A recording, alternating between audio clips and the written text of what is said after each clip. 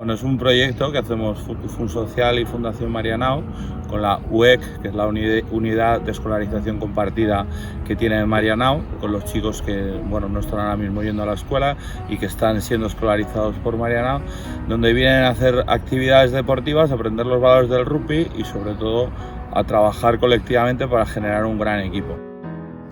Bé, nosaltres la intenció de col·laborar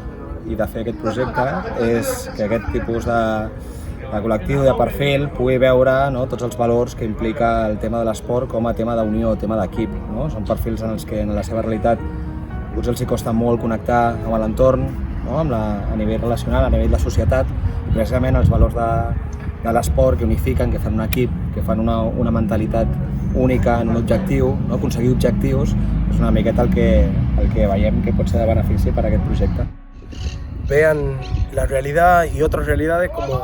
hay en todos lados. No solo ellos tienen alguna realidad que es complicado, ¿no? Sino que todos los tuvimos en algún momento.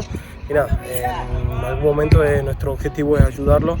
y que cada uno puede comprar su objetivo y nada, que sigan luchando, peleando, y nosotros estamos acá para ayudarlos de alguna mano, a darle una mano, ya sea tanto en lo deportivo o de los valores que tiene el rugby, ¿no? Bueno, està molt bé perquè han compartit vivències, han compartit una miqueta d'experiència personal, això ha fet connectar molt amb ells i alhora ha servit d'excusa com per fer un transfons de treballar objectiu com a grup, objectiu de les sessions, què volen aconseguir, què volem fer amb aquestes sessions, de fer un equip conjunt i millorar com a equip. Inclús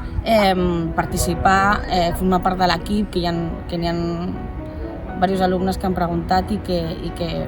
volen provar, aviam què tal amb el rugby. Hoy hemos tenido unas charlas de las cuales he sacado muchas cosas muy importantes para el día a día de la vida. Una de ellas es aprender a no rendirte, que